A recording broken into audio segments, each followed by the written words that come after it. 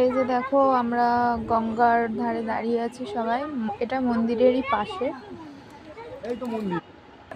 এই যে আমি, আর এবার আমরা মন্দিরের ভেতরটা ঢুকে দেখবো যে কেমন, মানে মন্দিরের চারিপাশটা কেমন। এখানে অনেকগুলো শিব ঠাকুরের দেখো ছোট ছোট করে মন্দির করা আছে, আর মেন মন্দির পাশে আছে, সেখানেও যাব, তোমাদেরকে দেখাবো, সেটা পরের ভিডিও দেখাবো। মন্দিরের ভেতরে রাধাকৃষ্ণর মন্দির, তো তাহলে তোমরা দেখতে থাকো আমার ভিডিও। এই যে এইটা হলো সেই রাধাকৃষ্ণর মন্দির।